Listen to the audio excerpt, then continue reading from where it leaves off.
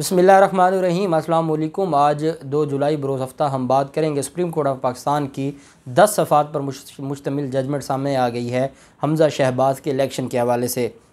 बड़ी detail judgment है और इसमें जो ब्यूरोक्रेसी को जिस तरीके से अदालत ने इलेक्शन कमीशन ऑफ पाकिस्तान को और हमज़ा शहबाज को उनके हाथ पांव बांध दिए हैं, ज़िमनी इलेक्शन में हर तरह की धांधली से उनको रोक दिया है और पार्टियों को ये कह दिया है कि अगर किसी को कोई प्रॉब्लम होगी तो हम बैठे हैं, आप हमारे पास दोबारा आ भी सकते हैं। और ये बात कि इलेक्शन पंजाब असम्बली में होगा, ऐवान इकबाल में नहीं होगा, जो परवेज़ इलाही की तरफ से मुतालबा था, क्योंकि ऐवान इकबाल में इन्होंने पाकिस्तान तहरीक इंसाफ के लोगों को घुसने नहीं देना था। बड़ी अहम जजमेंट है और इसके जो कंटेंट्स हैं वो मैं आपको पढ़ के सुनाऊंगा।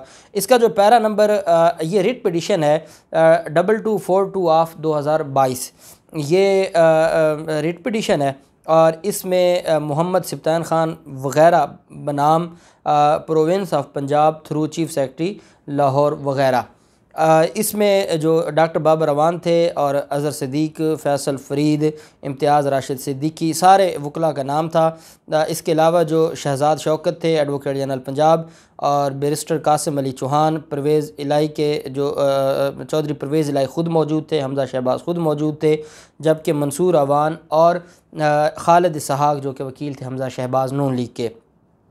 पहले तो अदालत के ये जस्टिस एजाज़ुल एहसन साहब ने तहरीर किया है ये फ़ैसला। पहला जो पैरा है उसमें अदालत ने फैक्ट्स लिखे हैं कि लाहौर हाई कोर्ट के पास ये मैटर पेंडिंग था।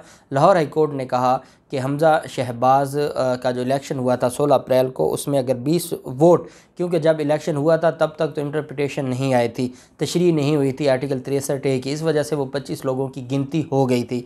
बाद में जब सुप्रीम कोर्ट ऑफ पाकिस्तान ने क्लियर कर दिया कि वो जो 25 लोग हैं उनकी गिनती नहीं हो सकती, तो फिर लाहौर हाई कोर्ट ने यह हुक्म दिया कि डिप्टी स्पीकर इस मामले पर एक इजलास बुलाए और इजलास बुलाने के बाद वो पहले ये गिनती करेगा, रिकाउंटिंग करेगा और रिकाउंटिंग करने के बाद वो रिज्यूम करेगा उसी सेशन को।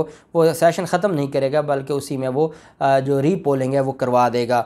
लाहौर हाई कोर्ट का ये जो फ़ैसला था, अदालत ने कहा कि हमने उस फ़ैसले को, बाकी ये था कि जो अथॉरिटीज़ हैं वो सारी चीज़ों को देखेंगे, अथॉरिटीज़ का जो ये मामला है वो इसको भी देखेंगे कि जिस तरीके से आईन पाकिस्तान के मुताबिक और कानून के मुताबिक तमाम इदारों ने और अथॉरिटीज़ ने और सिक्योरिटी एजेंसीज़ ने, पुलिस वगैरह, वो उस इलेक्शन को करवाने में मददगार होंगे और अपना अपना किरदार अदा करेंगे। ये लाहौर हाई कोर्ट का फ़ैसला, जिसको सुप्रीम कोर्ट ऑफ पाकिस्तान ने फरमाया कि हमने मॉडिफाई कर दिया है, इस हद तक मॉडिफाई किया है कि हम जो इलेक्शन है वो इलेक्शन जो इन्होंने सिर्फ 26 घंटों का टाइम दिया था वो हम 22 जुलाई तक लेकर जा रहे हैं और 22 जुलाई को इलेक्शन होगा। उसमें साथ ये भी कहा गया कि इसमें जो पाकिस्तान तहरीक इंसाफ के वकला थे और परवेज़ इलाही थे, उनकी तरफ से ये कहा गया कि हमारे 5 मेंबरान हैं रिज़र्व सीटों पे, उनके अभी तक नोटिफिकेशन जारी नहीं हुए।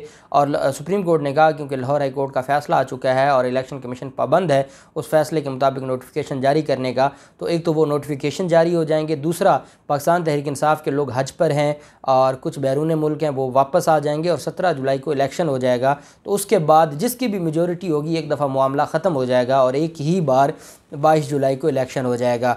हमज़ा शहबाज के जो बतौर वज़ीर आला उसके हाथ पांव बांधे हैं और अदालत ने उसको महदूद अख्तियारात के साथ वज़ीर आला बरकरार रखने का, जो कायम मुकाम वज़ीर आला है, केयर टेकर, वो बरकरार रखने का हुक्म दिया है। केयर टेकर का वर्ड नहीं दिया लेकिन जो उनके इख्तियारात महदूद कर दिए हैं वो केयर टेकर वाले ही इख्तियारात हैं जो अदालत ने। और अदालत ने अब ये नहीं कहा कि 22 जुलाई को रिकाउंटिंग होगी, क्योंकि सुप्रीम कोर्ट ऑफ पाकिस्तान ने डिक्लेयर कर दिया कि 16 अप्रैल का जो इलेक्शन था वो दुरुस्त नहीं था और अब सिर्फ रीपोलिंग होगी। वो जो लाहौर हाई कोर्ट की तरफ से ये कहा गया कि एक इजलास बुलाया जाएगा, उसमें पहले देखा जाएगा और रिकाउंटिंग होगी, अगर 25 लोग कम होंगे, 186 नंबर पूरे नहीं होंगे तो फिर रीपोलिंग होगी। तो सुप्रीम कोर्ट ने कहा कि डायरेक्ट रीपोलिंग होगी। इसमें अदालत ने कहा कि हमने हमज़ा शहबाज को भी बुलाया और हमज़ा शहबाज के साथ परवेज़ इलाही को भी बुलाया और इन दोनों को बुलाने के बाद हमने इनसे डिस्कस किया और इन्होंने अपनी अपनी चीज़ें बताईं और फिर बाबर अवान साहब ने अपने जो पार्टी हेड हैं उनके साथ भी मशवरा किया और सारी चीज़ें देखने के बाद हम इस नतीजे पर पहुँचे कि जो डायरेक्शंस हैं वो ये होंगी कि सारी की सारी चीज़ें आइन और कानून के मुताबिक होंगी। अब जो फ़ैसला दिया है, फ़ैसला 30/6/2022 का जो फ़ैसला था उसको जो ओवरराइड कर दिया है इस एक्सटेंट तक।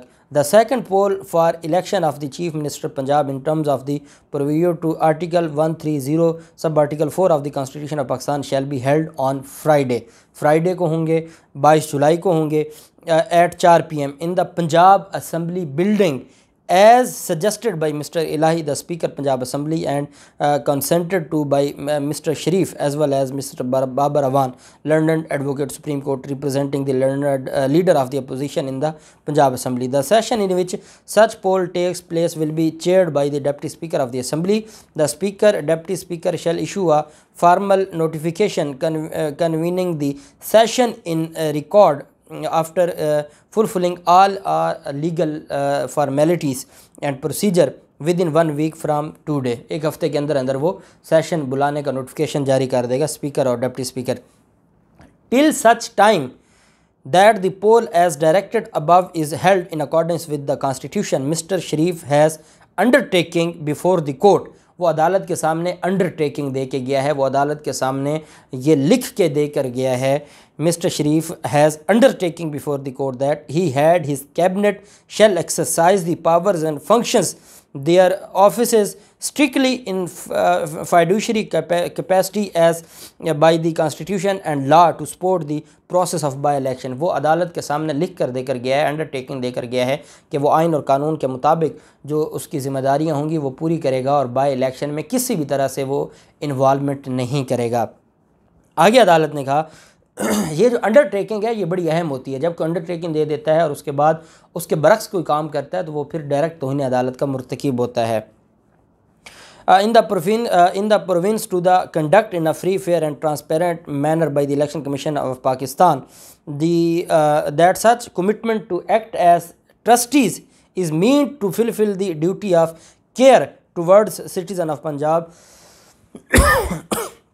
so that they are not deprived of due representation। अदालत ने कहा कि हमने इस वजह से इनकी अंडरटेकिंग ले ली है कि कोई ना कोई वज़ीर आला भी रहना चाहिए ताकि जो सूबे के लोग हैं उनका जो हकूक़ हैं वो भी ना हो। और लेकिन अदालत ने कहा कि वो अंडरटेकिंग देकर गया है कि वो अपनी जो लिमिट है उससे आगे नहीं बढ़ेगा।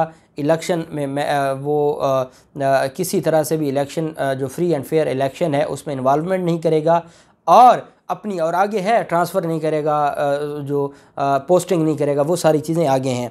ये हमज़ा शहबाज का करके आगे अदालत ने कहा कि the Lahore high court shall issue the detailed reasons for the order dated 27/5/2022 pass writ petition of 2000 in the regard with in 1 week from today with such shall be implemented by election commission forthwith by issuing the notification of the names of candidates.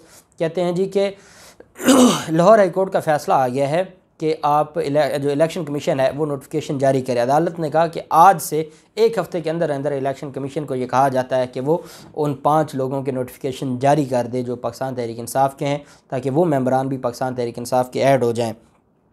और फिर उसके बाद अगर notification जारी होता है किसी को कोई प्रॉब्लम होगी तो वो लीगल जो रेमेडी है जैसे इंटर कोर्ट अपील है वो अलग है, लेकिन इलेक्शन कमीशन पाबंद है कि वो लाहौर हाई कोर्ट के फ़ैसले के तहत जो ये 5 मेंबरान हैं इनके वोट और इनका जो नोटिफिकेशन है वो जारी करेगा। आगे by elections due to be held on 17/7/22 against the seats which had become vacant on account of defection of members of PTI shall be held in a free, fair and transparent manner। The process shall be completed as per the schedule already announced by the Election Commission।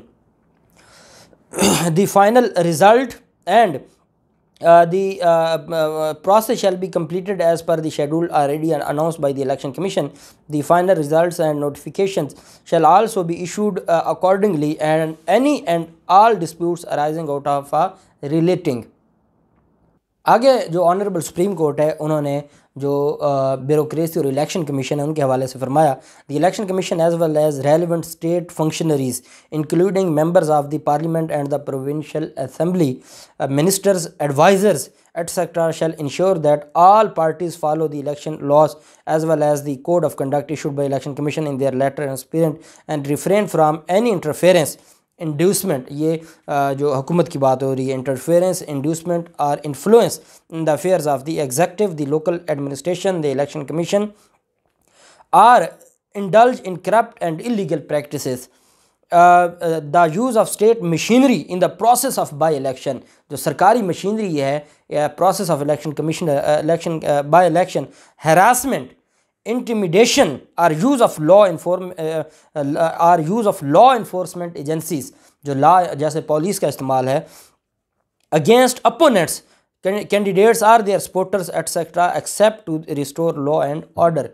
अदालत ने रोक दिया है कि जो state functionaries हैं या जो हुकूमती लोग हैं, ना वो इंटरफेयर करेंगे, ना कुछ इस तरह का करेंगे, ना वो सरकारी मशीनरी इस्तेमाल करेंगे, ना वो सरकारी एजेंसीज़ को इस्तेमाल करेंगे, ना वो अपने मुखालफिन के ख़िलाफ़ मुकदमे बनाएंगे या उनके सपोर्टर्स को गिरफ़्तार करेंगे। अदालत ने जितना इन्होंने प्लान किया हुआ था कि हम हर हल्के से जो अहम वर्कर्स हैं PTI के वो उठा लेंगे, इनकी कंपेन करने वाला भी कोई नहीं होगा, उसको भी अदालत ने उससे रोक दिया है। No transfers or postings of officials of the local administration, police, provincial election commission etcetera shall be undertaking in order to ensure fairness and transparency of the election except in accordance with specific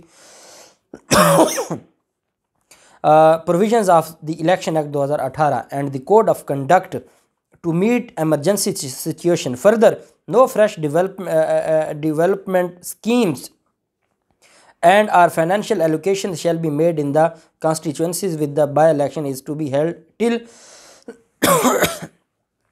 the finalization of by-election.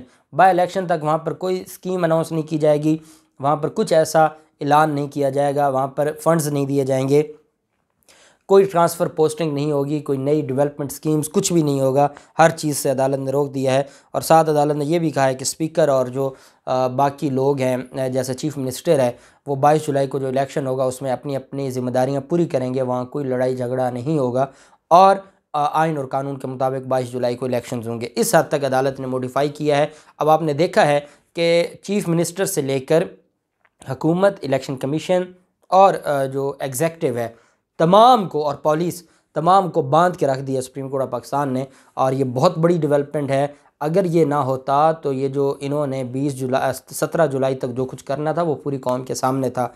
साथ supreme court ने कहा है कि अगर कोई इन सारी, और ये अंडरटेकिंग है चीफ़ मिनिस्टर की, चीफ़ मिनिस्टर लिख के दे के आया है, अगर इससे वो हटेगा या इन चीज़ों से वो अपनी जो ज़िम्मेदारियां या जो अदालत के सामने कमिटमेंट है इससे वो हटेगा तो आइन और कानून के मुताबिक और अदालत में, इसी अदालत में सुप्रीम कोर्ट में कार्रवाई होगी। ये बड़ा अहम पेशरफ्त है। जो कल मैं कह रहा था कि ये अपने हाथ और पाँव बांध दिए हैं पंजाब हुकूमत के सुप्रीम कोर्ट ऑफ पाकिस्तान ने, और पाकिस्तान तहरीक इंसाफ को टाइम मिल गया है कि वो उनके 5 मेंबर्स भी आ जाएंगे, बैरून मुल्क से भी वापस आ जाएंगे और 17 जुलाई को वो अपने अब उनको एक फ्री एंड फेयर ग्राउंड मिल जाएगा इलेक्शन का, और वो मिलने के बाद फिर वो जो सारी चीज़ें हैं वो आगे नज़र आएंगी। जो भी तफसीलात होंगी आपके साथ शेयर करते रहेंगे। अल्लाह पाक पाकिस्तान का हमें नासिर हो।